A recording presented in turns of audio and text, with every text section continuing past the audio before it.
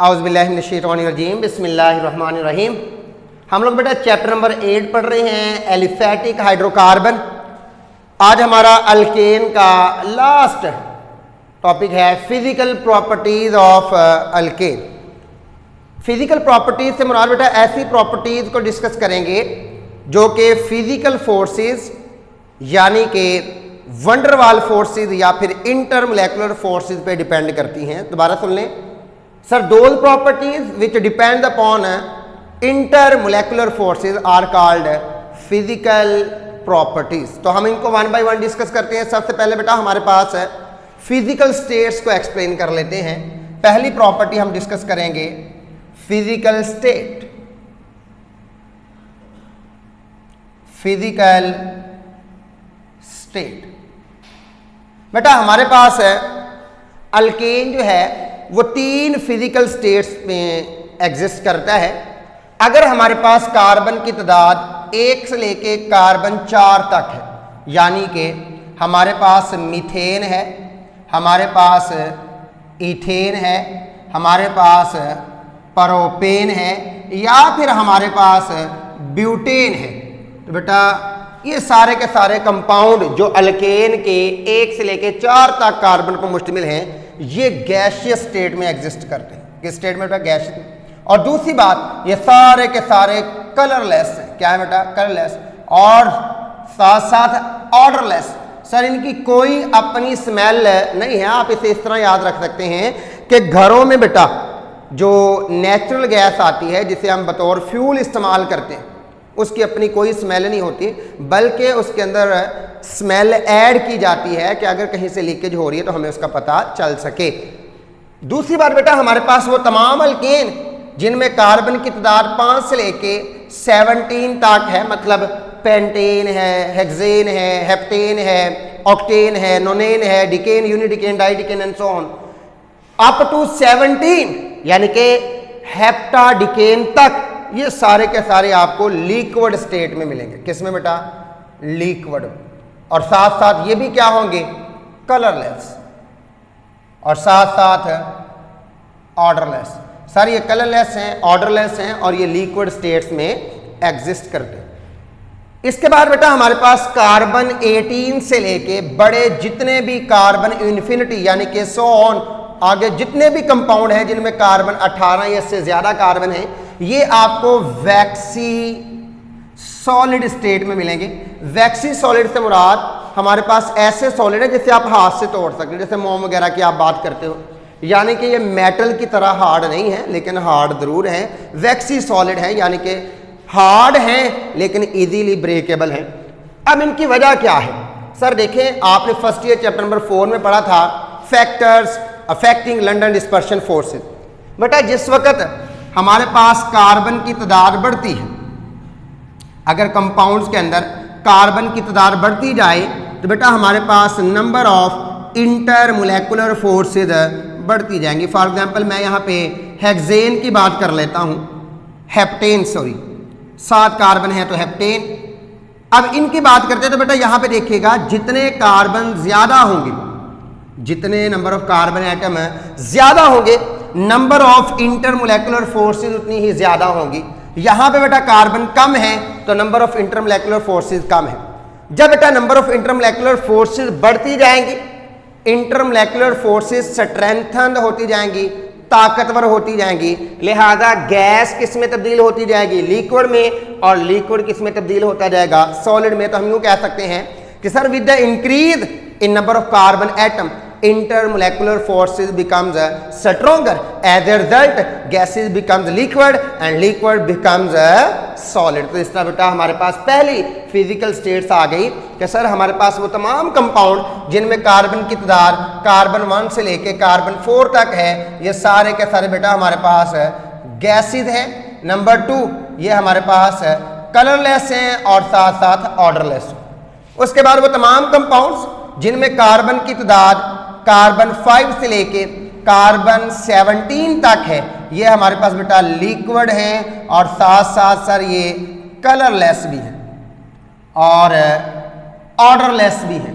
कोई स्मेल वगैरह इनकी नहीं है। लेकिन अगर कार्बन 18 टू ऑनवर्ड देखा जाए तो ये सारे के सारे बेटा हमारे पास वैक्सी सॉलिड हैं। अगर कोई आपसे पूछ ले कि why gases becomes liquid and liquid becomes solid with the increase in number of carbon atom, तो सिंपल प्रॉपर आंसर लिखेगा कि sir with the increase in number of carbon atoms number of intermolecular forces increases, as a result London dispersion forces become stronger and physical states change from gas to liquid and liquid to solid. तो ये बेटा आपकी पहला question जो है वो complete हुआ। Physical states के अल्केन, सॉलिड, लिक्विड और गैस तीनों स्टेट्स में एग्जिस्ट करता है depending upon the number of carbon atom. Carbon की तादाद बढ़ती जाएगी, इंटरमोलेकुलर फोर्सेज स्ट्रॉन्गर होती जाएंगी और तादाद भी बढ़ती जाएगी। दूसरा बेटा हमारे पास है physical parameters,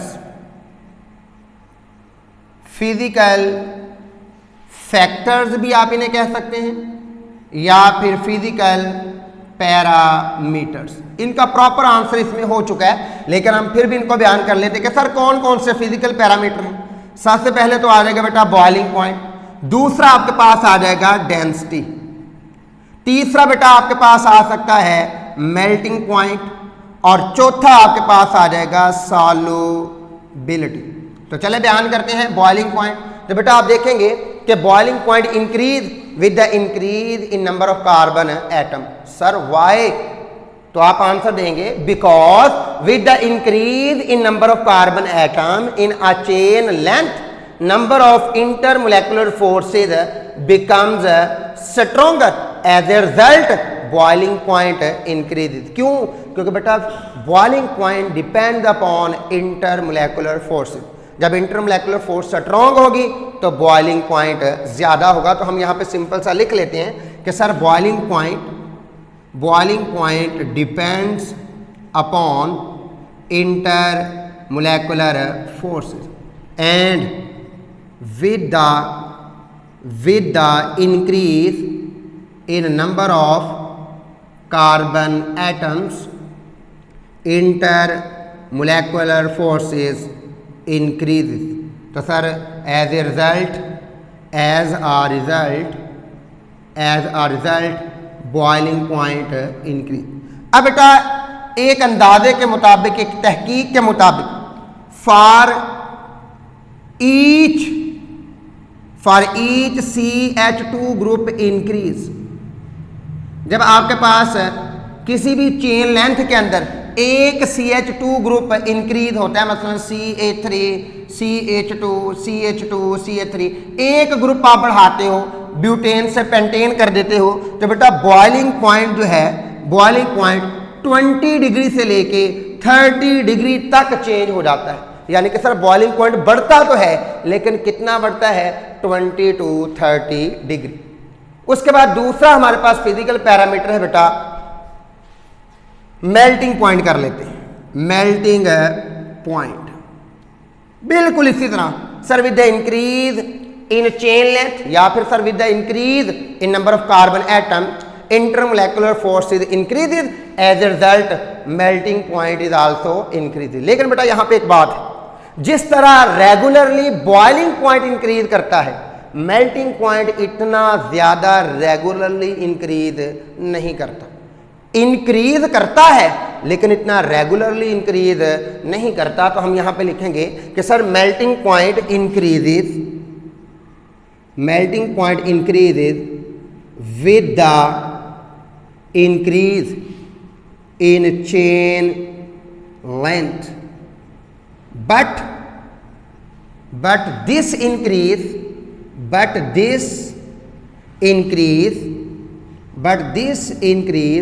is not so regular।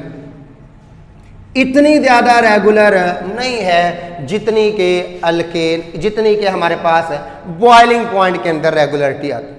तीसरा फिजिकल पैरामीटर है बेटा हमारे पास सॉल्युबिलिटी को डिस्कस कर लेते हैं। आपको पता है बेटा like dissolve like principle, solubility तो आपने पढ़ा होगा as like dissolve like principle, as like dissolve like principle. क्या मतलब? सर पोलर में हल होंगे, नॉन पोलर नॉन पोलर में होंगे। तो sir as like dissolve like principle polar solvent dissolve in polar solvents and non polar component dissolve in non polar components. तो बेटा हमारे पास जो अल्केन है, as like dissolve like principle alkanes dissolve in non polar solvents. Sir कौन कौन से? Like benzene, sir ये बेंजीन में हल हो जाता है। ईथर, ईथर में डिजॉल्व हो जाता है। कार्बन टेट्राक्लोराइड, मैं CCl4 लिख देता हूं। तो सर चूंकि अल्केन क्या है? Non polar, because alkanes are non polar, are weakly polar, या फिर बहुत ही वीकली पोलर हैं, या फिर सर नॉन पोलर कंसिडर किए जाते हैं, इसलिए ये नॉन पोलर में डिजॉल्व होंगे। चलें दूसरी बात कर लेते हैं, क्या पोलर में हल होंगे? नहीं, ऑन द अदर है, या यूं कह लें अल्केन या they do not dissolve in polar solvents. Sir ये पोलर सॉल्वेंट में हरगिज़ डिजॉल्व नहीं होंगे। सर क्यों नहीं होंगे? Because sir they do not dissolve in polar solvent because they are non polar, आपने पहले लिख लिया। सर कौन से? Like water. सर ये पानी वगैरह के अंदर हरगिज़ डिजॉल्व नहीं होंगे। लेकिन सर हम तो बात कर रहे थे कि सॉल्युबिलिटी बढ़ेगी या कम होगी। तो पहली तो बात ये हो गई कि अल्केन ने डिजॉल्व होना है नॉन पोलर सबस्टांस में, लेकिन वो अल्केन जिनमें कार्बन की तादाद ज्यादा है उनकी सॉल्युबिलिटी कम होगी एज कंपेयर टू वो अल्केन जिनमें कार्बन की तादाद कम है उनकी सॉल्युबिलिटी ज्यादा होगी। या यूं कह सकते हैं कि sir solubility of alkane decrease with the increase in chain length. क्योंकि बेटा होता यूं है कि जब कार्बन की तादाद बढ़ती है तो सल्यूट इंटरेक्शन स्ट्रॉन्ग हो जाती है as compare to solute solvent interaction, और सॉल्युबिलिटी क्या हो जाती है? कम। तो आप यूं कह सकते हैं कि सर सॉल्युबिलिटी डिक्रीज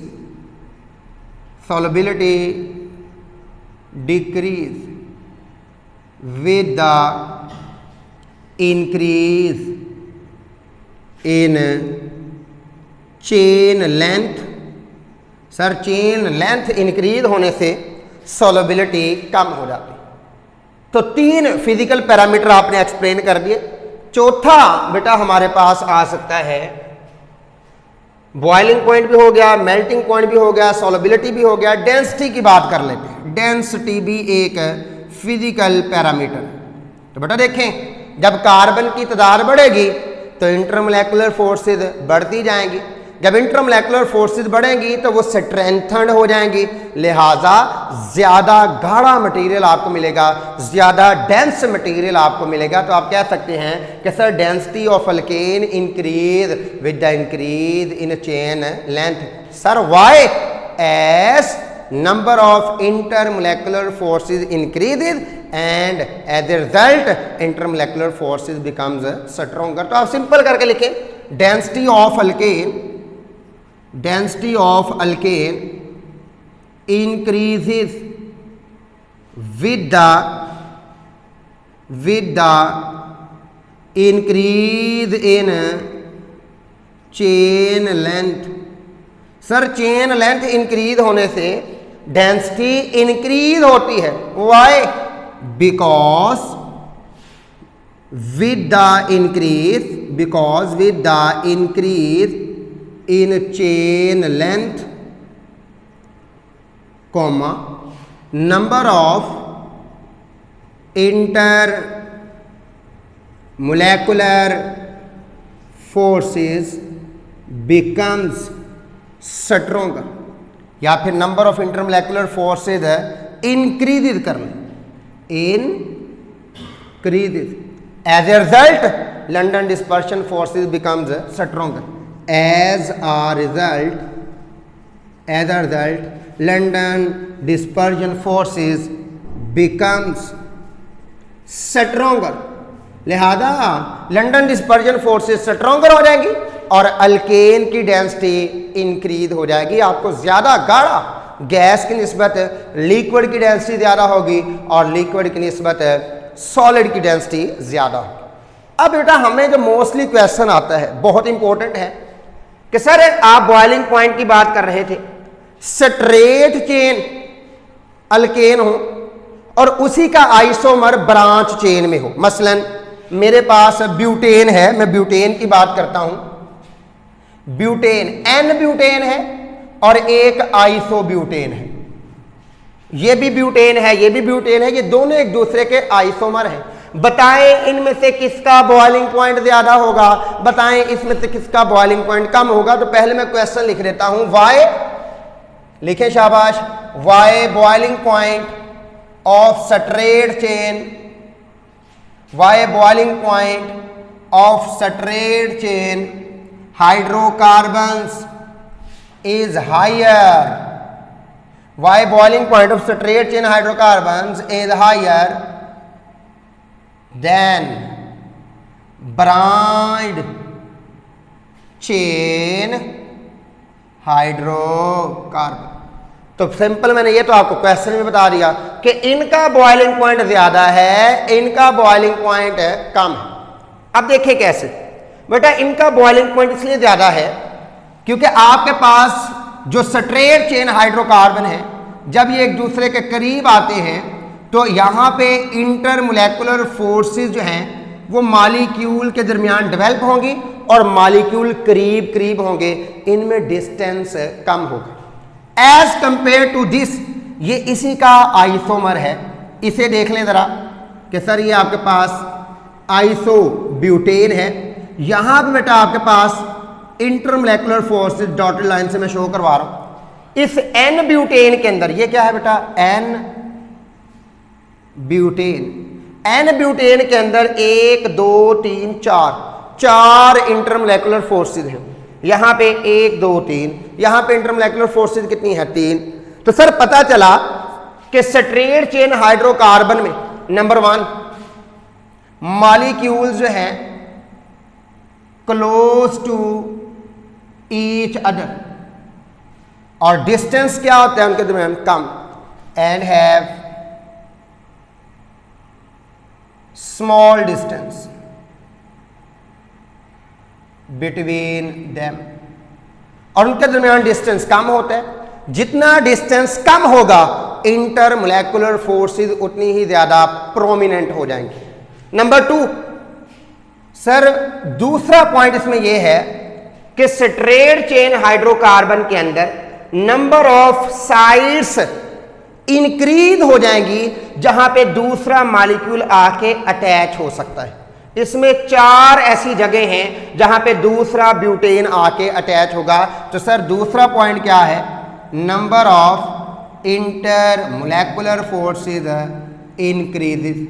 तो सर नंबर ऑफ साइड्स वो जगह बढ़ जाएंगी, नंबर ऑफ इंटरमोलेकुलर फोर्सेस बढ़ जाएंगी, जिसकी वजह से बेटा इनका बॉइलिंग पॉइंट ज्यादा होगा और ब्रांच चेन का कम होगा। तो ब्रांच चेन में इसका उल्ट लिख देंगे, यहां पे molecule at a larger distance होंगे और उनमें डिस्टेंस ज्यादा होने की वजह से ये वीक इंटरमोलेकुलर फोर्सेस और वीक हो जाएंगे। नंबर 2 यहां पे नंबर ऑफ इंटरमोलेकुलर फोर्सेस भी कम होगी। फॉर एग्जांपल है हम एन ब्यूटेन की बात करते हैं तो इसका बॉइलिंग पॉइंट बेटा आपके पास है -0.5 डिग्री, जबकि इसका बॉइलिंग पॉइंट अगर आप देखें आइसोब्यूटेन का तो ये आपके पास बेटा -11.7 डिग्री।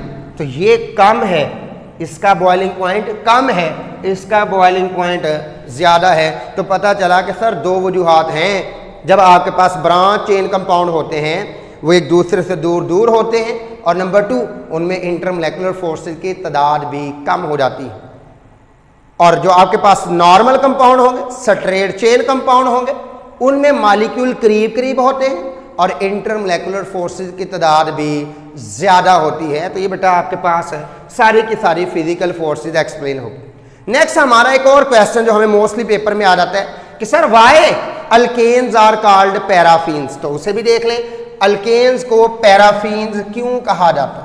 बेटा ये जो पैराफीन है ना, ये एक लैटिन वर्ड है जिसका मतलब है लो रिएक्टिविटी। यानी कि आप यूं कह सकते हैं कि सर अल्केन्स को पैराफीन इसलिए कहा जाता है क्योंकि इनकी रिएक्टिविटी कम है, क्योंकि इनकी रिएक्टिविटी कम है। दोबारा सुन लीजिएगा, क्वेश्चन क्या था, why alkanes are called paraffins. Sir आप अल्केन्स को पैराफीन क्यों कहते हैं? तो हमारा आंसर क्या होगा कि बेटा हमारे पास ये जो लफ्ज है पैरा है, ये एक लैटिन वर्ड है पैरा, इट मीन्स लिटिल यानी कि लेस, और अफीन्स का मतलब क्या है? अफीन्स रिएक्टिविटी, रिएक्टिविटी। सर ऐसे कंपाउंड जिनकी रिएक्टिविटी कम है, रिएक्टिविटी कम होने की वजह से इनका दूसरा नाम क्या रख दिया गया? पैराफीन। तो पता चला अल्केन की रिएक्टिविटी कम होती है और कम रिएक्टिविटी को हम क्या कह देते हैं? पैराफीन। तो आंसर क्या लिखेंगे?